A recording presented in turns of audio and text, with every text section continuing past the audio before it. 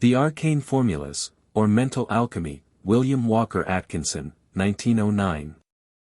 Lesson 1, Egohood. In the Arcane Lessons, you have seen that the individual is but a center of consciousness and force in the great life principle, cosmic will or spirit. As Aphorism 12 has informed you, there is but one life and not many lives. Separateness is but relative and partial, illusory, the creative fiction of the cosmos. In the cosmic will there is but one life in which, and by which, is manifested the many. You have also seen that egohood is evolved and earned, not given as a universal birthright, or general natural right of the race. As Aphorism 13 has informed you, the ego is evolved from the personal self. Every living thing possesses a personal self, but, even among men, many fail to reach egohood. Egohood is earned, not bestowed as an universal natural gift. Many personalities are born, but few egos are evolved. Egohood is the state of realization of the ego, the perception and realization of the I am. As an old English writer once said, whether we try to avoid it or not, we must face this reality sometime, the reality of our own egohood, that which makes it say I, and in saying I, leads to the discovery of a new world. The average person is surprised, incredulous and even indignant when he is informed that but very few of the race really have this awareness or consciousness of the I am within them. He will insist that he is fully aware of the existence of the I, and cannot imagine that anyone can have the audacity to dispute the proposition. But a little self-examination will reveal the fact that he has but the first glimmering of self-consciousness, which is far from being the consciousness of egohood. We have no desire or intention of entering into an extended metaphysical inquiry in these pages, but we must point out to you what egohood is not, as the first step toward showing you what it is, and how it may be acquired. The very elementary life forms have merely the consciousness of something outside evidenced in sensation or feeling. The atoms manifest a faint degree of awareness, consciousness, of other atoms, which is evidenced in attraction and repulsion. There is in chemical affinity a higher degree of elementary consciousness. The crystals manifest a still higher degree in their activities of building up form. The cell forms of the lowest animal and plant life show an awareness of objects of food and of other forms which seek them for food, and consequently they move toward the first, and away from the second. Rising in the evolutionary scale we find rampantly increasing degrees of consciousness. Among the higher animals, and the lower forms of men, we find what science has called simple consciousness, by which is indicated that awareness of outside objects, accompanied by a greater or lesser degree of reasoning regarding them. The dog, horse, and other higher animals give us a typical example of this form of consciousness, which degree is but little surpassed by the less developed of the human race, many of the latter not having advanced further in the scale. Simple consciousness may be described as a state of knowing, but not knowing that one knows. It is a consciousness of outside things received through the senses, and also of the physical sensations arising in one's own body. But, as man advanced in the scale there came to him the degree of consciousness which is known as self-consciousness, in which the sense of I comes to him, he differentiates between the self and the not-self, as he understands it. He not only knows, but he begins to know that he knows. He begins to understand that he has a knowing machine by means of which he knows, thinks and is consciousness. The mental gaze, in this stage, begins to turn itself inward as well as outward. But the majority of the race possess this self-consciousness to but a limited degree. As a leading psychologist has well said, many persons never have more than a misty idea of such a mental attitude. They take themselves for granted, and never turn the gaze inward. Self-consciousness, like simple consciousness, has many degrees on its scale. One has but to study his fellow men in order to perceive these varying degrees. We cannot pause here to consider this stage in detail, our concern is with higher degrees. In a general way, and in order that you may make the clear distinction between simple consciousness and self-consciousness, we suggest that you think of the former as an awareness of the outside world, and one's own physical being, and of the latter as an awareness of one's own mind. Or, the former may be thought of as physical consciousness, and the latter as mental consciousness.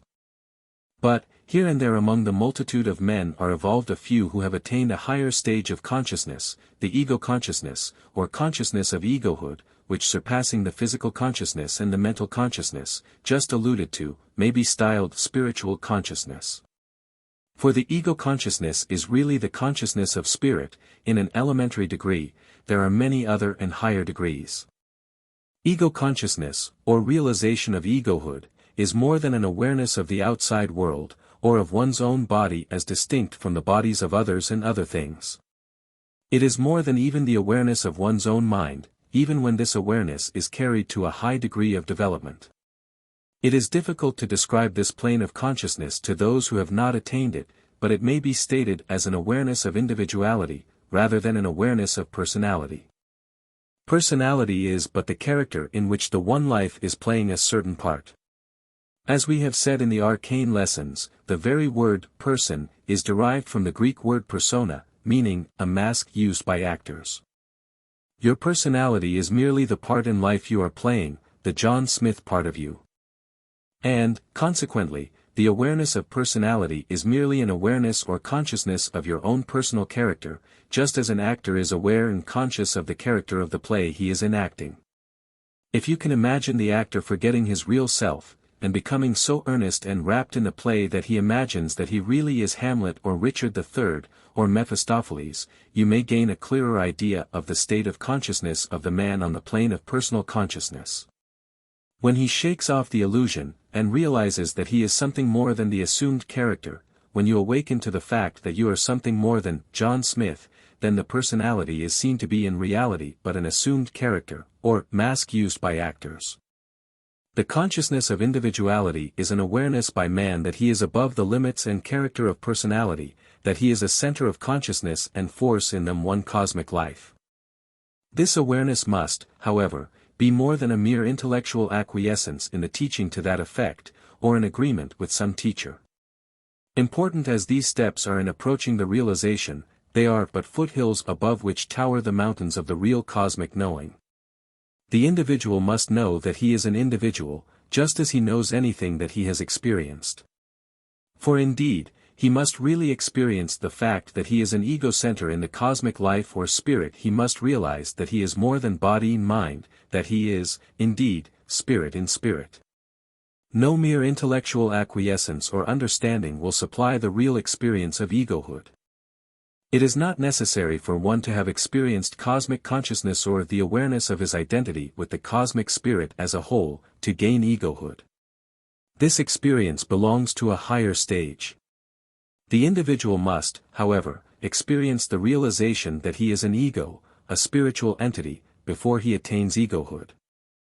Many grow into this stage naturally and by slow and gradual steps. In fact, all development must be along natural lines.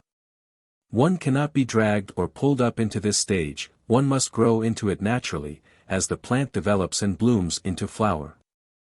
But, and here is an important point, and one upon which depends the usefulness of these lessons, there are many who are ready and prepared to throw off the sheath of personality and to enter into the fuller life of egohood, who are struggling with the confining bonds of personality which they find hard to throw off. To these, and to these only, the methods and exercises, herein given, will appeal. If they appeal to you, if they attract you and you hunger to put them into effect, then know that you are ready for them, and ready to throw off the confining sheaths that are binding you and holding you back. As we proceed, you will see that in this realization of egohood lies the secret of attainment, the key of power. Before you can exercise the power of spirit, you must realize that you are spirit. Spirit is the succor of the cosmos. The ego is a focal point or center in that essence. Lesson 2, Establishing the Ego. To establish is to settle or fix firmly, to make steady, firm, or stable, to place upon a firm foundation, to ordain permanently and with authority, etc. Therefore is this formula, one of the oldest known to occultism, called establishing the ego. Its mastery imparts the sense and power of firm settlement and steady foundation of the consciousness of the ego, the identification of the self with the self. The arcane teachers instruct the neophyte that he must first of all develop this awareness of the ego, by degree, until at last the ego consciousness may become the habitual and natural consciousness, at all times and under all conditions. Once firmly fixed, the ego consciousness never leaves one. Once found, it becomes a tower of strength in which one may ever take refuge from the trials of the personal life, and from which one may safely defy the things of personality. The first step of the formula is that of acquiring a clear, distinct, positive and absolute realization that the ego is not the body or physical organism, but is superior to and master of them. Even those students who have entered the plane of mental consciousness require additional drilling in order to escape completely and fully from the bonds of the physical body. The following exercise is recommended for this purpose. Exercise. Let the neophyte place himself in a quiet place, away from the disturbances and distracting influences of the outside world.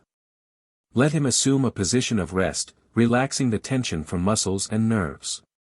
Then, let him fix his attention upon his physical body, first the body as a whole, and then beginning at the feet let him move the attention upward until the whole body has been included in attention, step by step, until the brain is reached.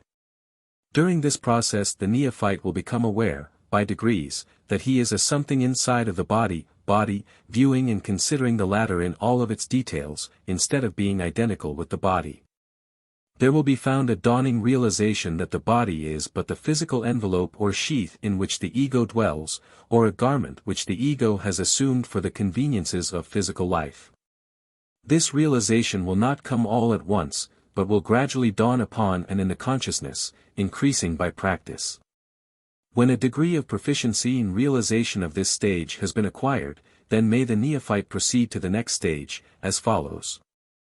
Let the neophyte now concentrate his attention upon his feet, until he is able to regard them as but tools or instruments whereby the ego may walk in physical form. Then let him, using his imagination, realize that even if his feet were not there, attached to the body, the ego would still be fully existent and in being, that, although deprived of useful tools, the ego would still be the ego, unimpaired and undisturbed in its real being. Then bring the entire lower limbs into attention, and after fixing them firmly in consciousness, let the neophyte realize that these limbs are but instruments for physical progress, useful and important, but not indispensable to the being and reality of the ego. Let him see that if these limbs were not there that the ego would still be, complete and fully existent.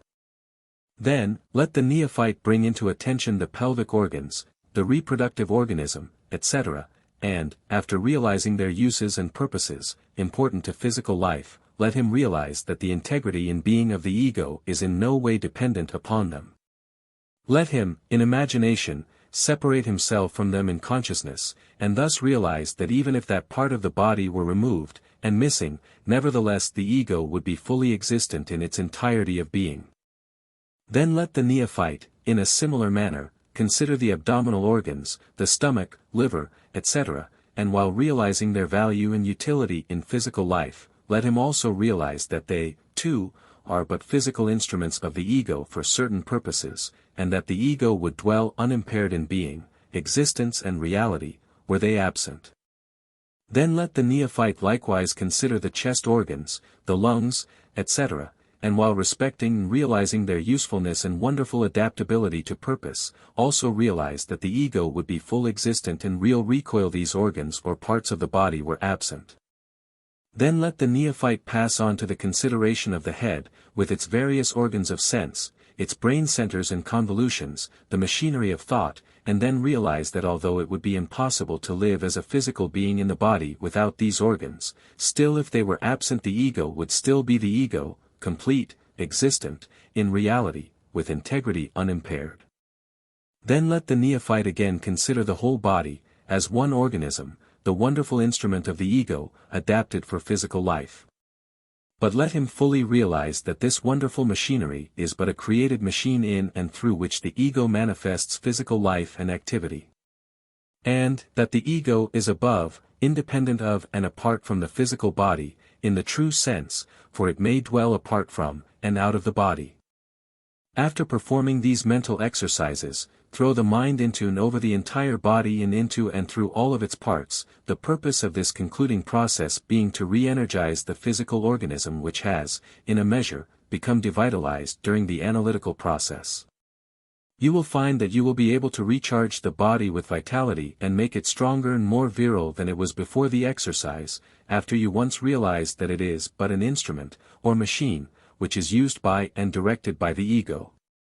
The realization of the mastery of the body by the ego brings with it a new power of energizing and vitalizing the body or any part thereof. Throwing the attention to parts of the body, after this realization has been gained, tends to direct to the particular parts an increased supply of virile or vital energy. After having mastered the above exercise to a satisfactory degree, let the neophyte pass on to the following exercise. Exercise. Let the neophyte, in imagination, leave the physical body and gaze upon the latter. A little mental practice will enable one to do this in imagination, thus bringing fully to the mind the realization that it is possible for the ego to leave the body and dwell apart from it. When the mind has once grasped this possibility, the body will ever after be recognized as merely a physical machine, sheath or covering, of the ego, and one will never again commit the folly of identifying the I with the physical body. To those who may object that this is merely an exercise of the imagination, proving nothing, for the reason that one may imagine anything, we suggest the trial of the old occult test whereby the neophyte was instructed to try to imagine himself as dead.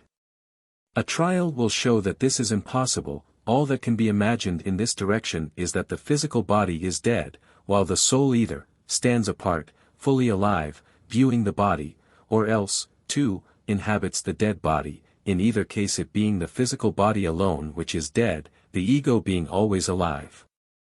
Then let the neophyte imagine himself as leaving behind his physical body, until, as Holmes says, thou at length art free, leaving thine outgrown shell by life's unresting sea. Let him then imagine himself as occupying other and different bodies, one at a time, in different phases of life and condition, in different ages, etc.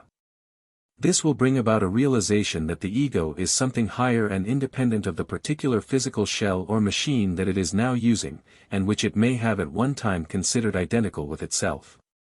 Then will the particular body occupied seem, in reality, my body, instead of I, or me. The neophyte is cautioned against learning to despise his body when he realizes that it is not his self. The body is to be respected and well cared for it is a necessary instrument for expression at this period of the evolution of the ego.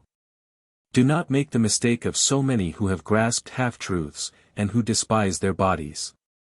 This is a great mistake, and we would warn all neophytes against it. The physical body is the bridge which is carrying you over a wild stream. Do not undervalue it, treat it well, with loving regard and care. The physical body is the temple of the spirit, make it a worthy one. Keep it clean and in good condition. Let it be a worthy dwelling place of the Most High. Lesson 3, Establishing the Ego. The practice of the exercises indicated by the formulas described in the preceding lesson, if carefully and faithfully practiced, will give to the neophyte a new sense of existence.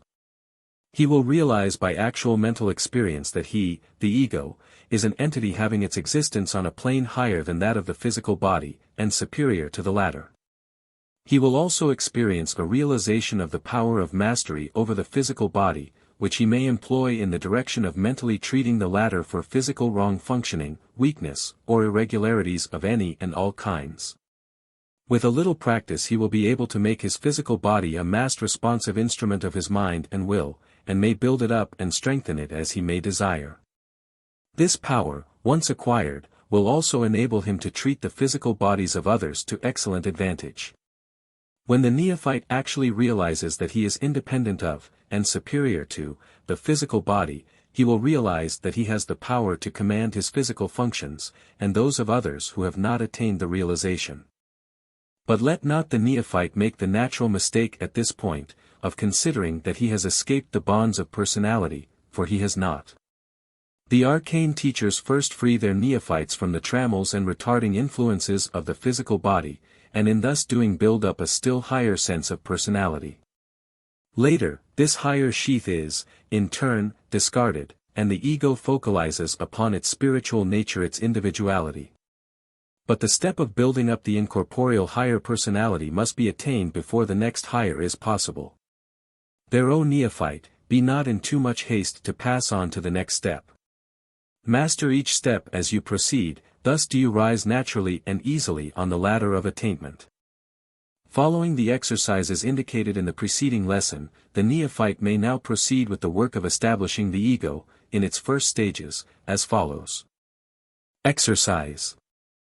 Placing himself in a position and condition of ease and repose, let the neophyte meditate on the incidence of incorporeality, or life independent of the physical body. Thinking of oneself as a physical being, one naturally and properly takes into account the incidence of corporeality or life in the body. For instance, B realizes that he may be hurt by fire, water, earth, air or ether. He may be burned by fire, drowned by water, smothered or bruised by earth, swept away by air, or injured by ethereal vibrations such as electricity, etc. And, again, he may be wounded, meet with physical accidents, laid low by sickness, etc. These are the incidents of corporeal life. But, in meditation, by using the imagination intelligently, he is brought to a retaliation that none of these incidents are in effect upon the plane of the incorporeal life. Meditation and intelligent imagination will show the neophyte that in his astral body he might pass through her unscathed, through water untouched, through earth without hurt or interference, through air without being swept off his feet, through the ether without regard to ethereal vibrations. None of these things of the physical plane have any effect upon the astral body, or disembodied ego. In some of the ancient occult initiatory rites the neophyte was taken out of his physical body, and in his astral form was bidden to plunge himself in the flames of the hottest fiery furnace, to throw himself from the highest precipice, to drop into a bottomless lake. Not realizing that these things could not affect him in his astral form, and being bound up with the memory of the corporeal life, the neophyte would often shrink from the tests. But after being encouraged by example and precept he would submit to the test, joyfully, with a laugh on his lips, as he realized that to him in his astral form these corporeal things were non-existent, mere dreams of the physical plane. Of course the actual experience in the astral is far more convincing than is the mere realization of the truth in meditation, but the latter must not be despised, for it gives one an intuitive realization of the truth, which, once attained, tends to destroy fear and to impart a new sense of courage, invincibility and invulnerability in mastery, which permeates the entire being and causes one to radiate power and strength. Likewise will come the realization that the ego, in itself, is incapable of hurt, harm, wounds, or sickness. These things belong to the corporeal life, and have naught to do with the higher self. The neophyte is enjoined to persevere and practice until he gains the actual experience and recognition that his higher self, his real self, is superior to all the incidents and accidents of the corporeal life, and that let come what will to his physical covering he, himself, is unhurt, whole, untouched, undisturbed.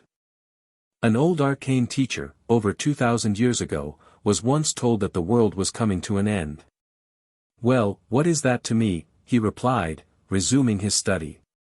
He realized fully his invincibility. A similar tale is told of Emerson, who was halted in the street by an excited millwright, who informed him, in strained tones, "Mr. Emerson, the world will be destroyed in 10 days. "Well, what of it?" replied Emerson, calmly, "I don't see but what we shall get along just as well without it." The 19th-century transcendentalist voiced the truth as clearly as did his predecessor in ancient Greece. The sense and realization must be experienced before it can be understood. It may be realized by practicing the formulas, as given herein. The next step indicated by the formulas, is that of focalizing the consciousness on the ego. This is still within the realm of personality, but on a very high plane of that realm, a plane which gradually blends into the higher plane of individuality. It consists of bringing about an acute realization of one's existence as a center of consciousness and force. It tends to gather up the dissipated sense of personal existence, and bringing it to a focal point, into vivid and actual conscious realization, preparatory to it being transmuted into the higher sense of individual existence. The following exercise will tend to bring about the desired realization. Exercise. Let the neophyte place himself in a position and condition of rest and calm. Let him then meditate upon the great ocean of life in which the individual entities are but focal centers of consciousness and force. Let him picture himself, in imagination, as being an actual center, with all the universe revolving around him. Let him see himself as the pivot around which the universe moves, the central sun around which the infinite world and planets circle in their cosmic flight. Let him feel himself to be the focal center of the cosmos. And this is indeed, in accordance with the centuries-old occult axiom which informs us that the cosmos is infinite, its circumference is nowhere, its center is everywhere. Let the neophyte lose all thought of the outside world. In this meditation, let him regard it as totally unmanifest if he likes, but see himself in actual existence and in full power. Let him realize, I am, to the fullest extent of his power of imagination and conception. A student of the arcane lessons has written us of his experience in this stage of realization. We quote from his letter, for it affords a typical instance of the phenomenon of the establishing the ego center. He says, on first reading, the arcane lessons appeared to wipe out my I, and to cause it to disappear within the one life whence it resolved itself into the infinity of nothingness, at the end of the cosmic day.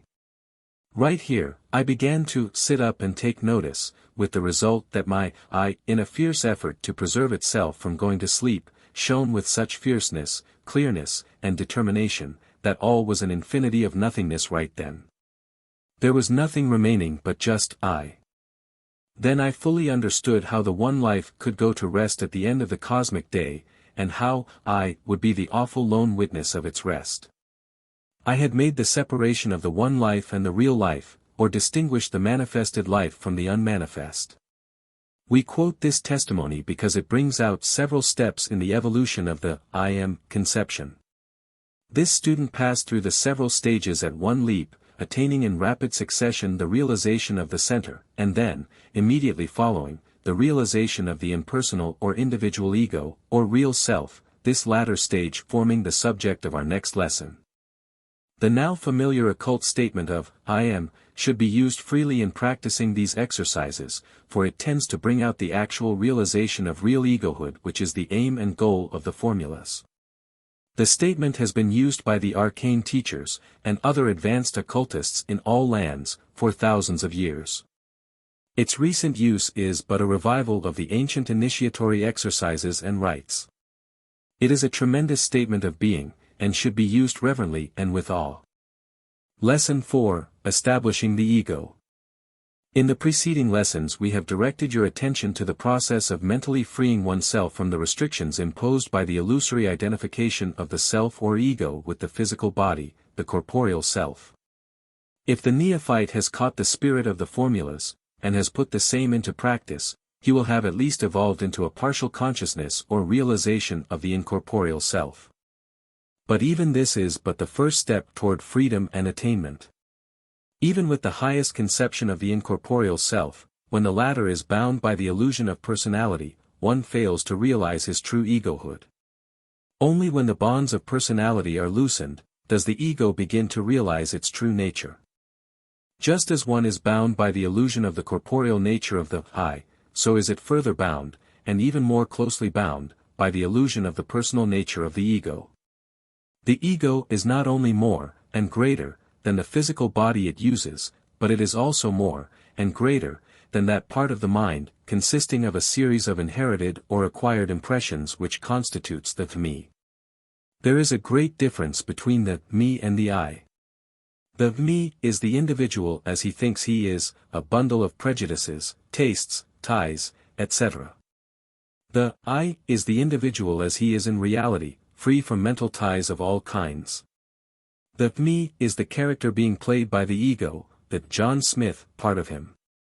The I is the real player of the part. It is often very difficult for one to disentangle and free himself from the overwhelming force of personality, so completely is the average person self-hypnotized and race-hypnotized with the John Smith idea. The arcane teachers have several formulas for unloosening the bonds of personality. Let us consider them. Let the neophyte place himself in a position and condition of restful, calm repose. Then let him take mental stock of himself. Let him ask himself the question, what am I? He will find, upon self-examination, that he considers himself to be a certain person, John Smith, for instance, aged 45, grocer, of Cincinnati, Ohio. This John Smith has a character of his own, which he supposes to be himself. Laying aside the illusion of the appearance, shape, form, etc., of the body, he will still find that he has decided personal characteristics. He likes certain things, he hates certain others. He is tied tight by his likes and dislikes, his loves and hates, his tendencies, his general nature, and characteristics, in short. He imagines that these things are himself, and that if they were taken away from him, he would cease to exist. Then let him proceed as he did when divorcing himself from the illusion of the corporeal self. Let him set aside first one like, and then another, first one hate, and then another. Let him, in imagination, visualize himself as being divested of first one characteristic, and then another. As the process continues, the neophyte will find, much to his surprise, that notwithstanding that his most cherished and firmly rooted characteristics are sheared away from him, he himself remains. He finds that when all his mental feelings, as well as objects thereof, are removed from his mental vision, he, himself, remains. He will find a something remaining that is back of, underneath, and at the center of all these feelings and characteristics, and which persists in full vigor when they have been stripped away from him. Then let him, mentally, in imagination, see himself as acting out other characters. He will find that he is able to play out Hamlet, Richard III, Mephistopheles, Micawber, and a host of other characters, as well as he has been playing the old John Smith part, which he has been imagining was himself.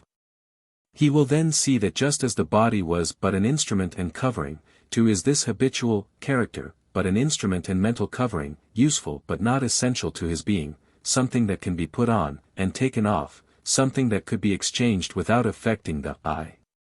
He will realize that this character is but his me, and that he may have other me's at will. But the I remains the same in each case. But, try as he may, he will never be able to shake off or discard the I. He will find that this I is unchangeable, and cannot be gotten rid of, for it is himself, his real self. He will find this same I always at the center of every character he assumes, always behind every mask he places before him. He will find that it will always be the same old I, of which he can always, and must always, say, I am. No one can truthfully assert of his real self, I am not. Such a statement is always a lie upon the face of truth. One may say, I am not this, or I am not that, but he can never say of that central I, that it is not. This I is always the actor, the doer, the seer, the thinker. It is always the center. Divested of every characteristic, and there will always remain that something that is. This I is absolutely subjective, or inner, all else is objective, or outer, to it. It cannot be classified with any mental state, for all mental states are objective to it. It cannot be described in terms of objective consciousness, for these terms denote things subordinate to it. We are conscious of it, not through any channel of sense, or feeling, it impresses itself upon us directly. We cannot separate ourselves from it, for it is the self, itself. We cannot stand of and examine it, set it off for examination, for where it is so must we be, for the two are one. It is never subjective to anything else in us, but everything else in us is objective to it. It may, in our ignorance, be influenced and moved by our feelings, emotions, etc., but when we know the truth it turns on these feelings and emotions, and changes, kills, or creates them. It is at the basis of all activities, it is identical with the will. Divorce this I of all its mental characteristics, feelings and emotions, and instead of seeming weakened, it is increased in strength. It then appears as untrammeled, and unrestricted will. It gives and give, but two reports of itself: 1, it must always, and does always say of itself, I am; 2, it must always say, and does always say, of itself, I do. This is all. This is what the I is, the something that is, and something that does. All the rest of the mental furniture belongs to the me, and is changeable, inconstant, and shifting. The I is always the same, there is nothing else for it to be. By practicing this mental stock-taking and self-examination, the neophyte will soon be able to at least partially divorce his I from his me. At least he will be able to do so in imagination, sufficiently to testify to the different elements of the two. Other formulas, in this book, will aid him in this attainment. For this is the center and heart of all attainment. It is the one thing, which, when found, gives us the key to all the rest. The following exercise is also taught by the arcane teachers and other advanced occultists. In connection with the others given in this book, it will serve to loosen the bonds and ties of personality, and enable the neophyte to spread the wings of the self, and soar in the free ether of individuality. Exercise. Let the neophyte place himself in a position and condition of calm, restful repose. Then let him meditate upon his own identity, as distinguished from the outside objective world. Let him reach mentally into the very center of his being, the inner recesses of his soul, until he meets his real self face to face. Let him, in this meditation, repeat softly to himself his own name, that is, the name which he applies to himself at times when he thinks of himself in the third person. Or else, his favorite short name or familiar nickname, such as Jim, or Will, or Jack, etc., in short, the name which he most familiarly identifies with himself. Let him repeat this name over and over again, softly, to himself, throwing into it his earnest attention as if in that name, or word, were contained the secret of his existence. In many cases the neophyte will find that he is lifted up to a higher plane of being or consciousness, in which he sees more clearly the light within, and hears a few strains from the great song of life. If the experiment succeeds, he will realize, as never before, the reality of the I, the secret of the ego. Rudyard Kipling, in his great story of Hindu life, entitled Kim, speaks of this practice familiar among Oriental people. He describes his hero, Kim, attempting to gain this state of consciousness. We quote from this book, as follows. A very few white people, but many Asiatics, can throw themselves unto an amazement, as it were, by repeating their own names over and over again to themselves, letting the mind go free upon speculation as to what is called personal identity. Who is Kim, Kim, Kim? He squatted in a corner of the clanging waiting room, wrapped from all other thoughts, hands folded in lap, and pupils contracted to pinpoints. In a moment, high another half-second, he felt that he would arrive at the solution of the tremendous puzzle, but here, as always happens, his mind dropped away from those heights with the rush of a wounded bird, and passing his hand before his eyes, he shook his head. A long-haired Hindu Bairagi, holy man, who had just bought a ticket, halted before him at that moment, and stared intently. I also have lost, he said sadly. It is one of the gates of the way. What is thy talk, said Kim, abashed. Thou was wondering there in thy spirit what manner of thing thy soul might be. I know. Who should know but I? Tennyson, the great English poet, in his letters to and conversations with his intimate friends and relatives, terrified to having experiences of this kind, occasioned by repeating his name to himself in a manner resembling the practice of the ancient secularists, and of the Hindus of today, as mentioned in Kim. He stated that he was lifted into another world in which he was given a positive assurance of his spiritual nature and immortality, a condition in which the fear of death became laughable. He also stated the same idea in the following verses. And more, my son, for more than once when I sat all alone, revolving in myself, that word which is the symbol of myself, the mortal symbol of the self was loosed and passed into the nameless, as a cloud melts into heaven. I touched my limbs, the limbs were strange, not mine, and yet no shadow of doubt, but utter dearness, and through loss of self, the gain of such large life as matched with ours, were sun to spark, unshakable in words, themselves but shadows of a shadow world. Lesson 5, Will-Focalization. The neophyte who has advanced to the stage in which, in the ancient occult parlance, he has found himself, has discovered that his real self is something far different from anything that he ever had imagined it to be. Instead of being an entity with distinctly marked characteristics and personal peculiarities, he discovers that it is a something the nature of which can be stated only in the sense of potentiality. We do not mean for a moment that the ego is existent only in a potential sense, on the contrary, it is actually existent in the most extreme and positive sense. In fact, its existent being is endowed with such a degree of actuality that all else seems to fade into relative non-existence. There is no question of, I am not, about the ego, it is first, last and always a something of which the positive am, can, and must be, asserted. It is only when we come to examine the nature, attributes, and qualities of this, I am ego, that we are forced to use the terms of potentiality instead of actuality. Let us consider this a little further, for in its understanding lies the solution of many occult paradoxes.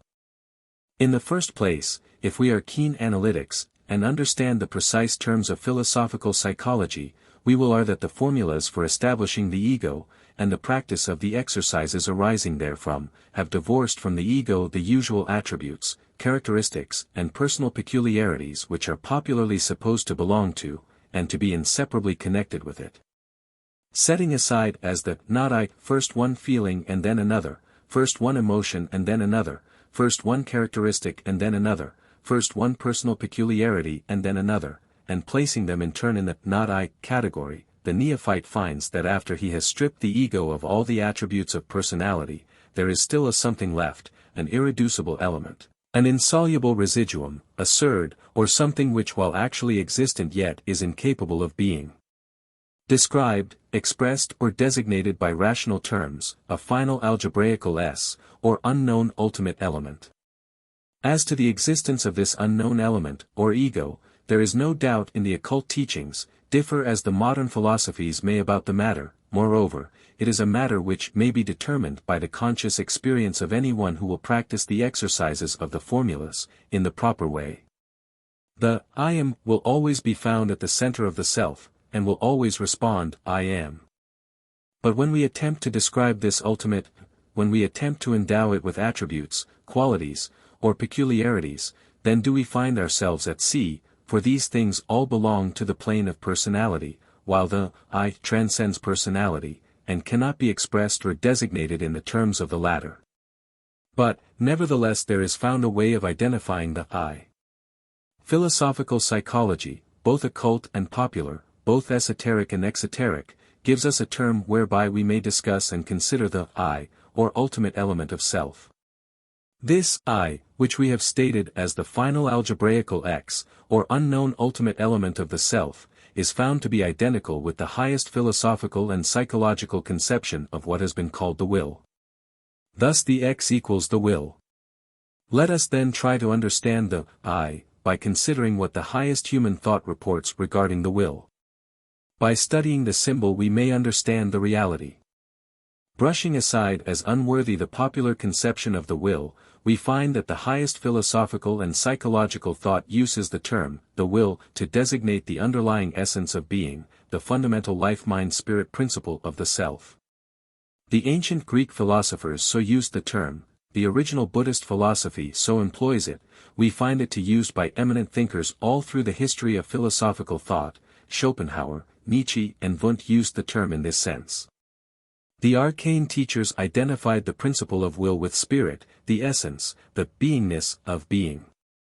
The will is that essence or spirit, in the cosmos and in the individual, which is ever moving, changing its manifestations, flowing, evolving, proceeding, desiring, attaining, seeking, accomplishing.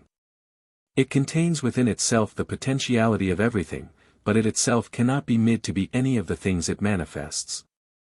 Professor William Sturgis Bigelow, in his lecture on Buddhism and Immortality, delivered in Harvard University, 1908, beautifully states the esoteric conception of will, in describing the Buddhist conception of life and immortality. We take great pleasure in calling your attention to the following quotations from the mid-lecture. Professor Bigelow says, "We are all, as we familiarly say, conscious of our own existence." Under this statement we habitually include, in more or less confusion, several distinct elements.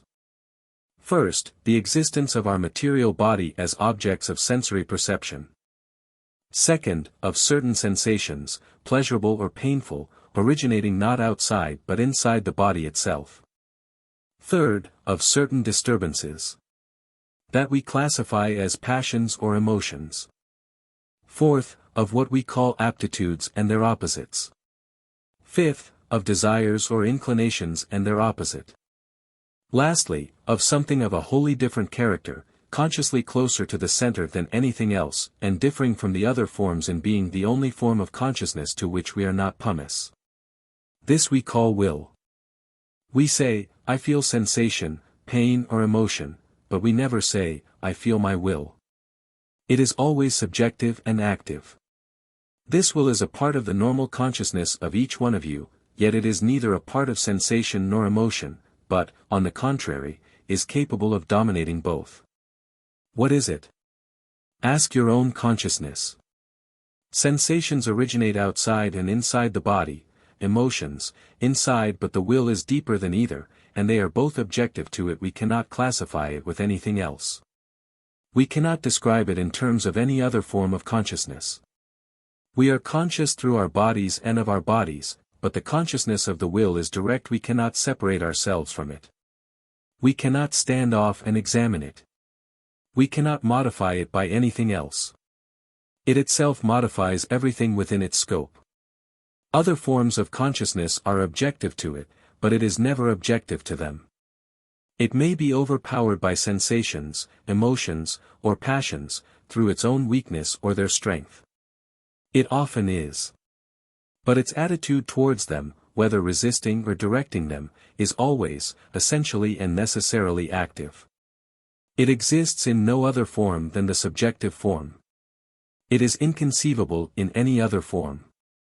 If it is not active, it is not will. There is nothing in our consciousness deeper. It underlies and overlies and permeates all other forms, and, moreover, what is of immeasurably more importance, it may, if need be, create them. Will is the assertion of a form of consciousness from the center outward. When this is opposed by another form of consciousness, intruding from the circumference inward, we recognize a hindrance to the free action of the will, and we talk of necessity. But such intrusive forms come from or through the material, separate personality. If it were not for these, the will would net freely. The separate personal consciousness with its offshoots is, therefore, the only obstacle to complete freedom of the will. Complete freedom of the will is complete freedom of consciousness, and complete freedom of consciousness front the habitual and empirical limitations of personality is complete freedom of the will. The terms are interchangeable. The only will that is not free is the personal will. Descartes said, I think, therefore, I am. It is an imperfect formula at best, but it would have been a better statement, had he said, I will, therefore I am. Thus do we find that the ego, or the I, is, in its last possible human analysis, will. And, thus do we find that the will is in the nature of potential infinite manifestation of all activity, the essential being of all being, the plastic essence which may mold itself into any and all forms, the essence of activity which may manifest how and as it please, under the law always. As we said in Lesson 12, of the Arcane Teaching, running back from cause to prior cause, and to still more remote precedent causes of his desires, the individual finds himself at last confronting the cosmic will. Retracing his path back to the present, he finds himself confronting his personal will which is moved by desire. In other words, he finds a chain of desire extending from the cosmic will to the personal will, a chain of countless links, having a beginning in will, an ending in will, an endless chain, because it is a circle. Thereupon he learns the first lesson of the arcane secret of the excluded middle, and thenceforth strives to realize the union of the two ends of will. From the realization of this union arises the individual will, the positive will of the ego. In this process the law of cause and effect is not violated, but will is made the cause of will, the cause and effect merge. When this is attained, then does man indeed become the master. Lesson 6, the Excluded Middle. In closing the preceding lesson, we referred to the secret of the excluded middle. This is one of the most ancient and fundamental formulas of the secret doctrine or arcane teaching of the ancient occult fraternities. It was regarded as the keystone of the mystic arch. Those who grasp the inner spirit of this secret are, as the aphorism informs us, well on the road to mastery. Let us refer you to aphorism XX at this place. The aphorism informs us that, when a man attains individuality egohood, he enters upon the plane of will, and rises above the plane of desire. Desire and will are the opposite poles of the same principle, the center of balance being reason. On the plane of will, though one remains under law, yet he may learn to use law instead of remaining passive to it. He may learn to oppose law to laws. He may learn to create desire by will. Furthermore, and this is the greatest of all, he may learn to will to will. He may learn to complete the circle of will. He may learn the secret of the excluded middle. When this last secret is learned, man is well on the road to mastery. We have seen, in the arcane teaching, that from the cosmic will, which is the principle of will, the cosmos has been evolved. We have seen how this evolution has progressed under the law of orderly trend and logical sequence, the active principle of which has been desire, which is but the negative pole of will. We have seen that there is an unbroken chain of sequence extending from the cosmic will to the I, which latter is but a focalized center of will in the great cosmic will. At the personal or individual end of this unbroken chain, we find the I, or individual will, but we find that this individual will is conditioned, restricted, bound and hampered by the accumulated sheath of evolutionary growth, to the extent of even doubting its own identity or nature. The idea of separateness has crept in, and the I fails to realize that it is identical in nature and substance with the great cosmic will, in which it is a center or focal point. So entangled is it in the bonds of personality, so deluded by the illusions of the John Smith nature and characteristics, that it imagines itself to be a thing apart. It feels the personal conscious on all sides, and actually imagines that it, the I, is really this bundle of mental states, impressions and ideas that belong to John Smith. It has exchanged its cosmic birthright for the humble mess of pottage of personality. The Hindus tell a tale of one of the great gods, Indra, who, following a caprice, incarcerated himself in the body of a pig. He took unto himself a pig mate, and raised a brood of little pigs. He lost all sense of his own identity, and was thoroughly hypnotized with the idea that he was a pig. The fellow gods, grieved at his illusion in his pitiful state, called upon him to come out of the pig state, telling him that he was a great god and not a swinish creature wallowing in the mud. He grunted out a denial, saying, "I am a pig, not a god, let me alone." They persisted, and he continued to repel them. They killed his pig mate, and his little pigs, but he squealed out his sorrow and rage, and tried to destroy the gods in his wrath. Finally they killed his pig body, as a last resort, and lo! Indra, the god, stepped forth in all his glorious power, and laughed in astonishment when he realized the extent and degree of his late illusion. By this parable, the Hindu teachers impress upon their cellist the fact of their real self. A well-known occult writer, in her little compilation of the ancient teachings, entitled Light on the Path, says, "Seek in the heart the source of evil, the illusion of personality, and expunge it. It lives fruitfully in the heart of the devoted disciple, as well as in the heart of the man of desire. Only the strong can kill it out. The weak must wait for its growth, its fruition, its death. And it is a plant that lives and increases throughout the ages. It flowers when man has accumulated unto himself innumerable existences. He who will enter upon this path of power must tear this thing out of his heart. And then his heart will bleed, and the whole life of the man seem to be utterly dissolved. This ordeal must be endured, it may come at the first step of the perilous ladder which leads to the path of life, it may not come until the last. But, O disciple, remember that it has to be endured, and fasten the energies of your soul upon the task. Live neither in the present nor the future, but in the eternal. This giant weed cannot flourish there, this blot upon existence is wiped out by the very atmosphere of eternal thought. Each man is to himself absolutely the way, the truth, and life. But he is only so when he grasps his whole individuality, personality, firmly, and, by the force of his awakened spiritual will, recognizes this individuality, personality, as not himself, but that thing which he has with pain created for his own use, and by means of which he purposes, as his growth slowly develops his intelligence, to reach to that life beyond individuality, personality. Seek it by making the profound obeisance of the soul to the dim star that burns within. Steadily, as you watch and worship, its light will grow stronger. Then you may know you have found the beginning of the way. And when you have found the end, its light will suddenly become the infinite light. The paraphernalia of personality is the middle, the connecting links between the cosmic will and the individual will, the one being and the I. By excluding it, the I is merged in consciousness with the cosmos, he attains cosmic consciousness.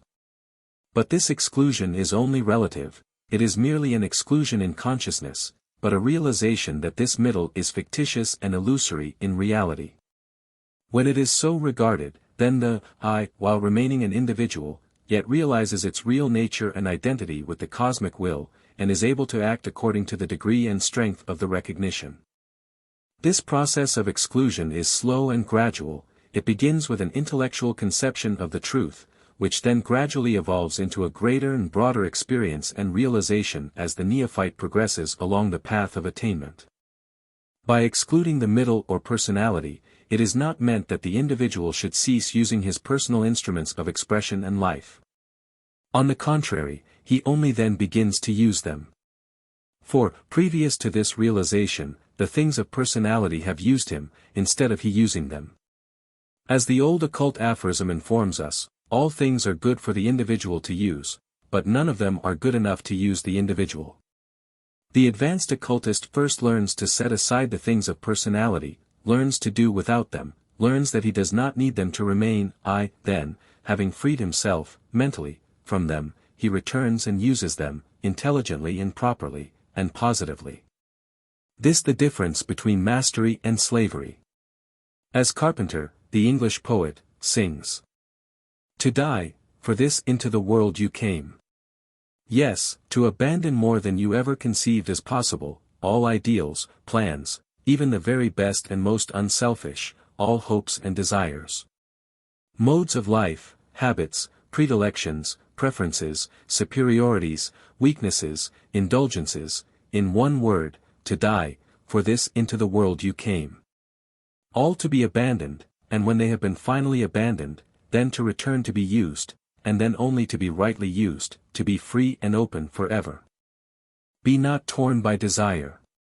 Slowly and resolutely, as a fly cleans its legs of the honey in which it has been caught, so remove thou, if it only be for a time, every particle which sullies the brightness of thy mind, return into thy self-content to give, but asking no one, asking nothing, in the calm light of his splendor who fills all the universe, the imperishable indestructible of ages, dwell thou, as thou canst dwell, contented.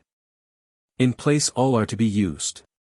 Yet in using be not entangled in them, for then already are they bad, and will cause thee suffering. When thy body, as needs must happen at times, is carried along on the wind of passion, say not thou, I desire this or that, for the I neither desires nor fears anything, but is free and in everlasting glory, dwelling in heaven and pouring out joy like the sun on all sides. Let not that precious thing by any confusion be drawn down and entangled in the world of opposites, and of death and suffering. For as a lighthouse beam sweeps with incredible speed over sea and land, yet the lamp itself moves not at all, so while thy body of desire is, and must be by the law of its nature, incessantly in motion in the world of suffering, the I, high up above is fixed in heaven. Therefore I say let no confusion cloud thy mind about this matter, but ever when desire knocks at thy door, though thou grant it admission and entreat it hospitably, as in duty bound, fence it yet gently off from thy true self, lest it tear and rend thee. The formulas already given the neophyte, in connection with the intellectual perception of the truth of the I, and the secret of the excluded middle, as well as the formulas to follow, will bring about a gradual unfoldment of the realization of cosmic consciousness, and recognition of the identity of the I with the cosmic will. The following exercise, and others akin to it, will aid the neophyte in unfolding into this consciousness. Exercise. The neophyte, placing himself in a restful, calm, peaceful position and condition, should then meditate upon the great cosmic will, essence, or spirit. He should picture it as a great ocean of spirit, upon which and in which he rests as an established focal point or center. He should picture the resistless force and power of this great ocean of spirit, and feel its waves and movements. He should realize that its thrill is perceptible in his inner being, and that in every way he is of it, and in it. Realize that you are spirit, will, and nothing but spirit, will. Realize that there is no real separation between you and the great ocean of spirit, and that there can be no such separation. In your meditation, mentally wipe out the paraphernalia of personality, exclude the middle of personality and let spirit, will join will. Realize that you are a center of force in the great ocean of will, a channel for the expression of as much cosmic will as your growth and capacity will allow. Realize that as you grow and unfold, you will become a greater and still greater and grander channel for the inflow and outpouring of the cosmic energy in life. Complete the circle of will. Bring about the union of spirit. Learn to will by realizing that you are will. Lesson 7, Mastering the Opposites. The manifestation of egohood by the individual who has learned the secret of the excluded middle, who has learned to will, evidences itself in a variety of forms and phases. In the mastery of the opposites, however, we find one of its most important phases, and one which also influences other forms. The individual who wishes to mold his mind by his newly awakened will, and thus acquire poise and balance, must first learn the art of mastering the opposites in the instinctive and emotional regions of his mental being. In acquiring this art he also does much in the direction of gaining poise and balance, and in neutralizing rhythm. We have seen in the Arcane Teaching that every quality, attribute or condition has its opposite. We have seen how these pairs of opposites are, in reality, but the different and contrasting poles of the same thing. Just as heat and cold are the same thing, just as hard and soft are the same thing, so love and hate are seen to be but the contrasting poles of the same thing.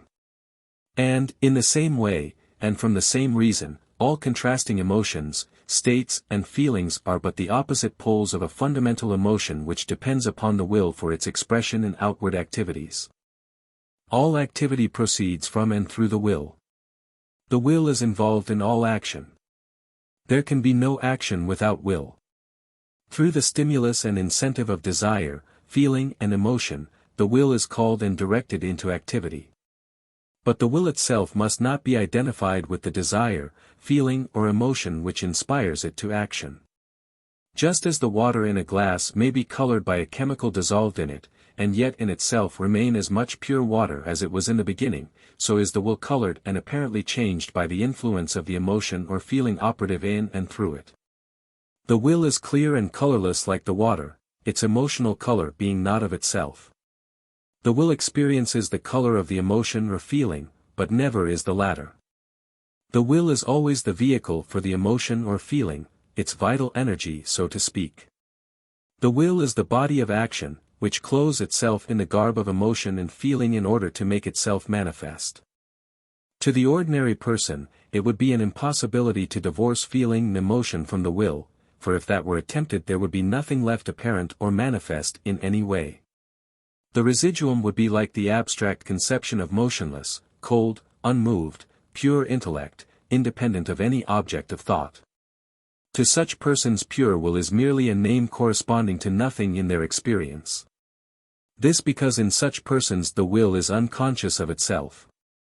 When the ego consciousness is attained, when the I knows that itself and the will are identical, then the will becomes conscious of itself. In this latter state, instead of its consciousness remaining centered on the emotional and feeling plane, the instinctive plane of the mind, it is raised up to its rightful seat, upon the throne of the real self, and it assumes the scepter of power and authority which really belong to it. When the ego consciousness is acquired to a certain degree, the I, realizing that it is in its inmost nature nothing more or less than will, sees that the opposites of emotion and feeling are but things belonging to, but not of itself, things objective to its subjective self. It sees them as but garments which it may put on and off, as it suits its fancies or interest. It sees them as but the several masks of character which it may place before its face, and then take off and exchange for another, as may seem best or desirable. From the moment when this realization comes to the individual, even in the faintest degree, then that individual has begun to move toward freedom, and has started on the road to the mastery of the opposites. Contrast the condition of the man who is still hypnotized with the belief that his emotions and feelings are himself, that he is the character he is playing, with its emotions and feelings and incidents of personality, on the one hand, and on the other hand, the individual who realizes that he, himself, is will in his real nature, and that the character assumed by him, together with its incidental qualities, feelings and emotions, is but an objective something which he may put on or off, destroy, or change, as he may see fit. Can you not see that there is a difference as wide as the poles in the contrasting being of these two men? Can you not see that one is the master of the opposites, and the other the obedient slave?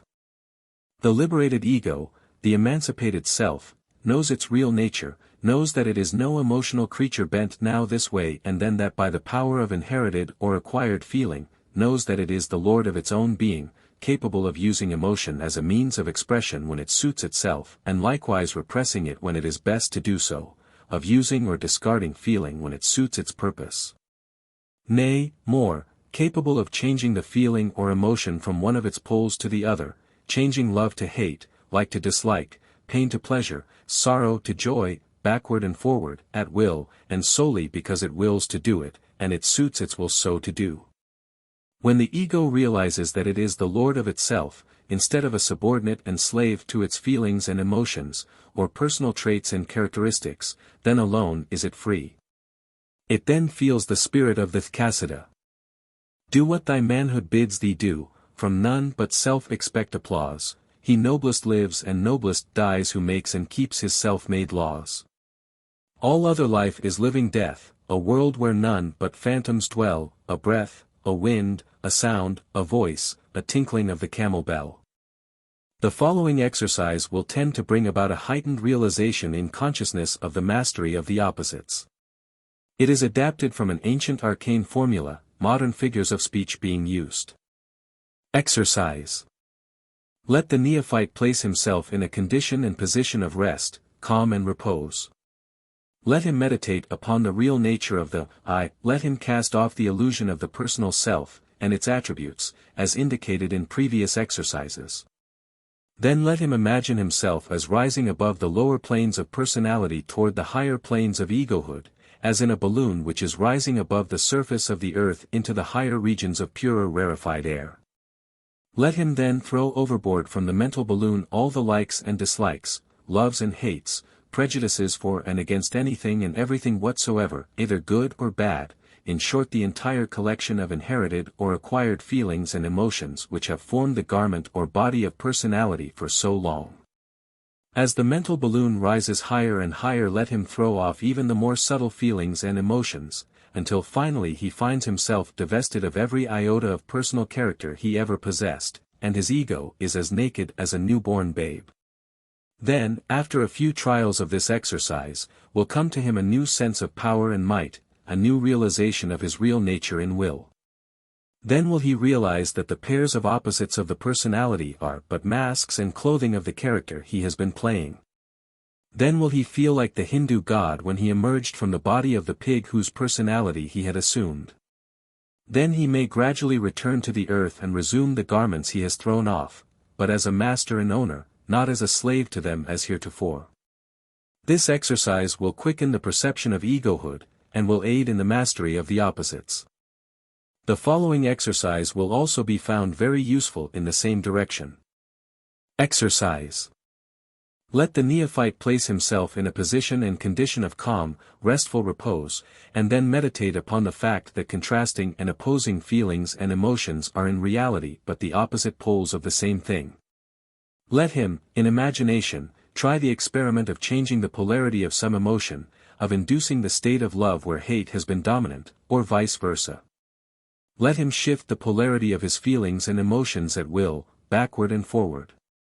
He will thus discover that the feelings and emotions are far from being fixed and constant, as he had supposed, but are capable of being shifted about at will. This exercise will result in giving the individual a wonderful power over his feelings and emotion, and preventing them from dominating or ruling him. By shifting the polarity, one may change a painful feeling or emotion into its opposite. Distressing feelings may be changed in polarity, or balanced with their opposites, and much pain be obviated. It is not necessary always to shift entirely to the opposite pole of the emotion or feeling. Many adepts merely change the polarity to the opposite in a sufficient degree to establish a balance and thus create a condition and state of poise and equilibrium, which results in peace of mind, which quiets the stormy sea of passion, emotion or feeling. This condition of poise and balance is the true state of the advanced occultist. Equally balanced between the pairs of opposites, one finds a peace unknown to those who polarize in either extreme. When one fully realizes that he is master of the opposites, and may shift the polarity of emotion and feeling at will, then he himself is able to establish the condition most conducive to his satisfaction and happiness. Such a one is well on the road to mastership. Lesson 8, Neutralizing Rhythm. In the Arcane Teaching we have seen the evidence of the universality of the laws of rhythm, cyclicity, and balance. In the realm of the emotion and feelings these laws are as fully manifest as in the physical world. The arcane teachers instruct their neophytes in the art of mastering, controlling and applying these laws, instead of assuming a negative attitude toward them. Instead of meekly bowing and yielding to these laws, the advanced individual either neutralizes such activities as he deems to his disadvantage, or else transmutes or applies the laws to his own advantage and progress. Instead of allowing himself to be overwhelmed by the laws, as by a great ocean wave, he rises on the crest of the wave and rides to safety on it. The laws may be harnessed and made to work for the individual, instead of being allowed to overwhelm and master him. The general principles stated in the preceding chapter on mastering the opposites are equally applicable to the mastery of rhythm, cyclicity, and balance. When the ego realizes that its real nature is centered and focalized in will, then it is able to neutralize the opposites. And, in the phenomena of rhythm, cyclicity, and balance, the underlying principle is that of the opposites. For, in rhythm we find a movement to and fro between the two poles of the opposites. In cyclicity there is a circular movement imparted by reason of the poles, or opposites, of center and circumference. In fact many cyclic movements are merely forms of rhythm, as we have seen in the arcane teachings. And, in balance there is evidence the presence of the two poles or opposites, the weights of each tending to maintain the balance or compensation. And, poise, that great attainment, is accomplished by preserving the right relation between the poles or opposites.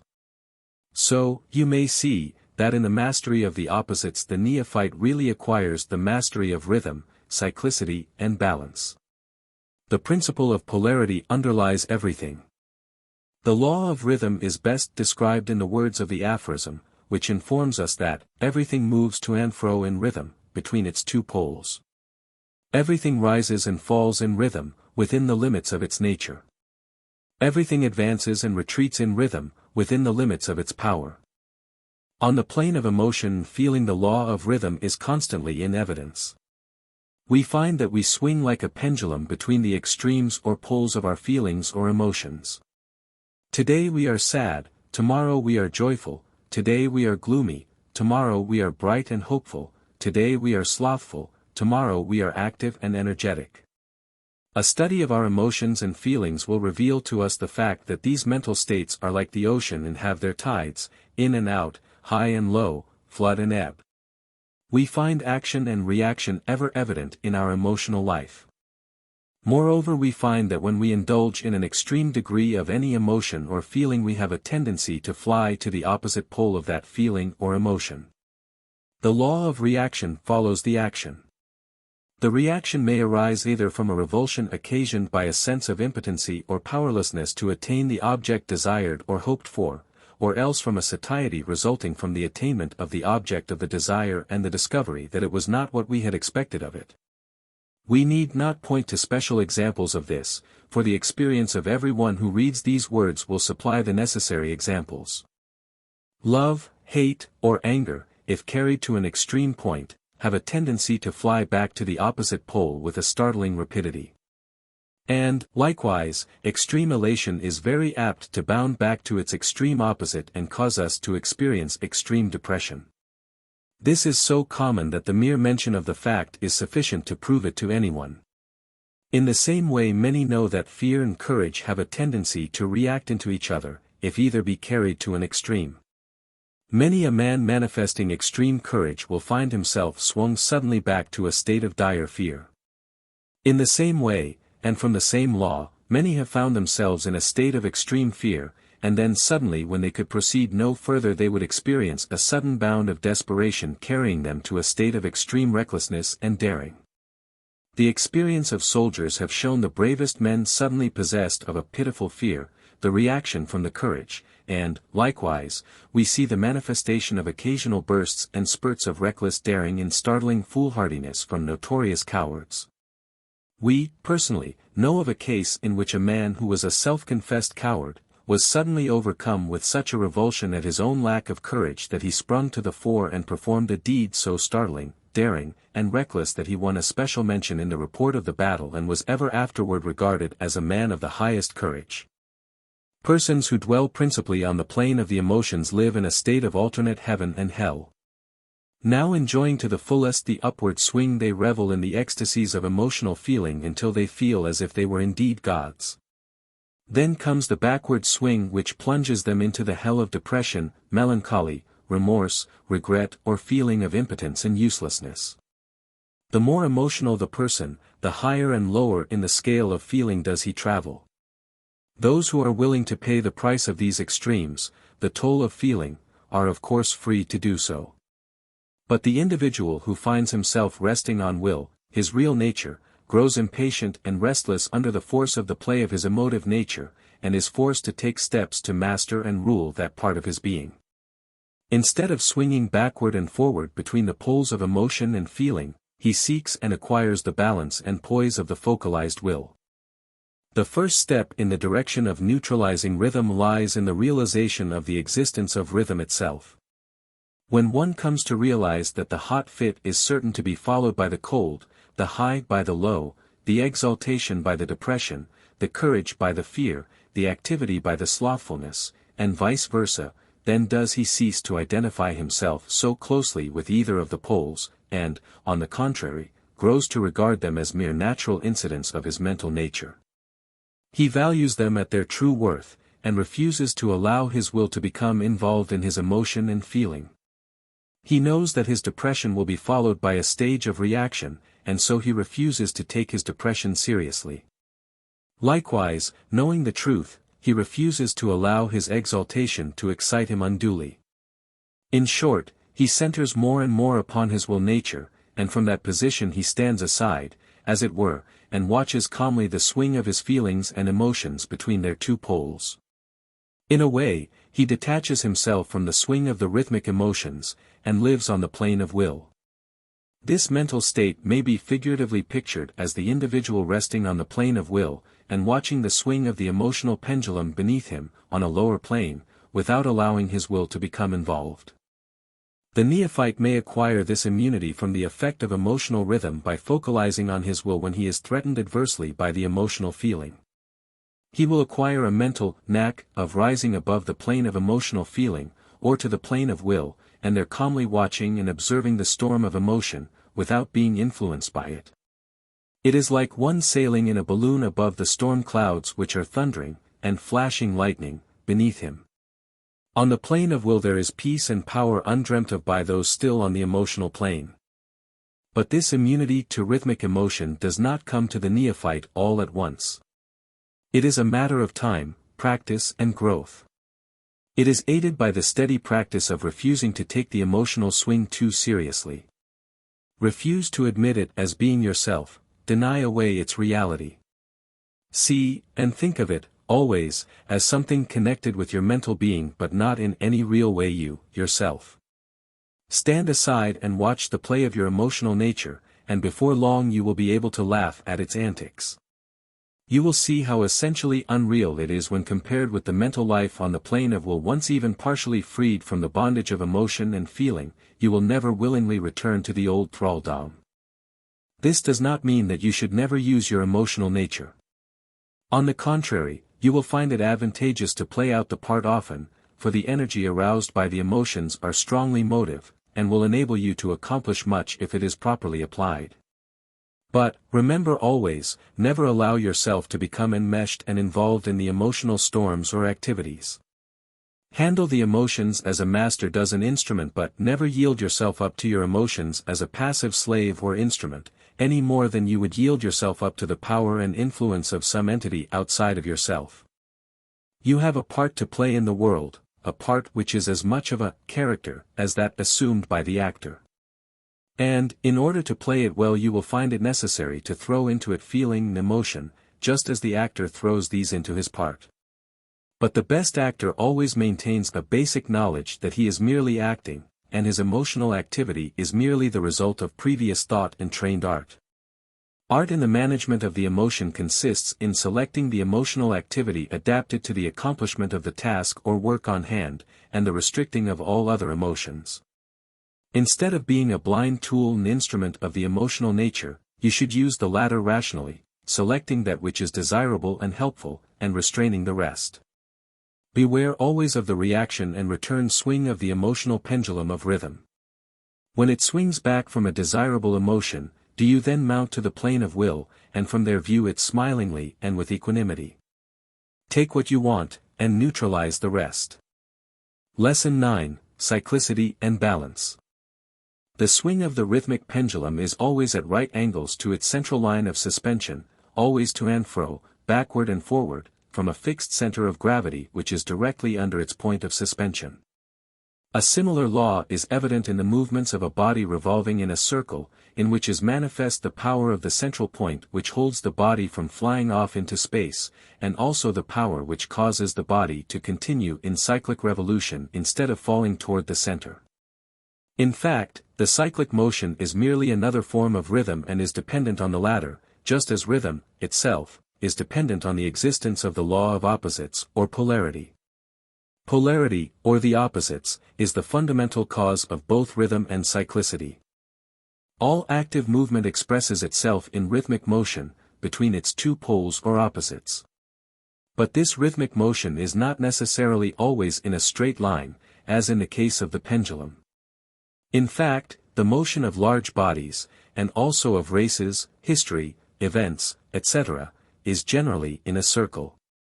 This results from the attraction and repulsion of objects and forces outside of the swinging thing, which tends to draw it out of its backward and forward swing, and which gradually converts the straight line of the swing into a circle. Consequently, on all sides, and in all things we find the law of cyclicity in full operation. As the aphorism states, cyclicity is akin to rhythm, and arises by reason of it. All events tend to move in cyclic trend, in constant circular movement of continuous recurrence. The only escape from cyclicity is found in the process of transmutation into spirality.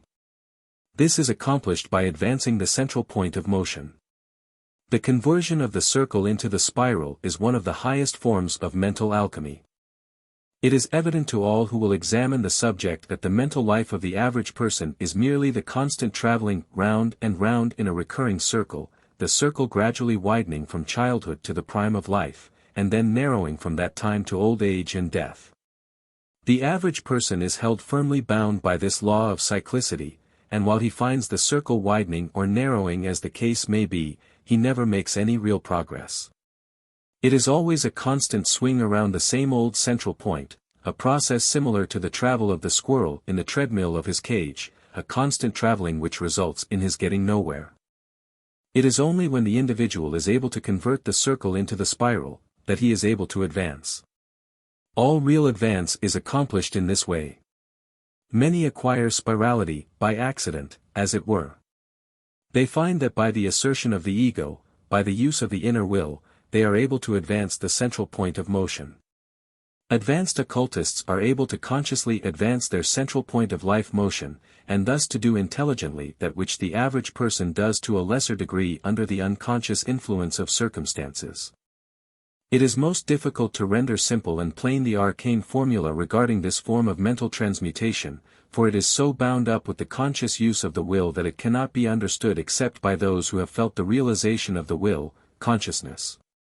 It may be described in this way, however: the average person merely desires to advance.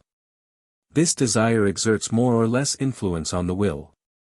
When, however, a person has learned to will, he is able to accomplish far more than he could by the mere power of plain desire.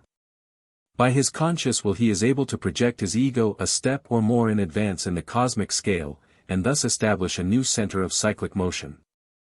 By the increasing power which comes to him gradually by this conscious use of the will, the individual establishes a habit of spiralic progression which replaces the old simple cyclic movement.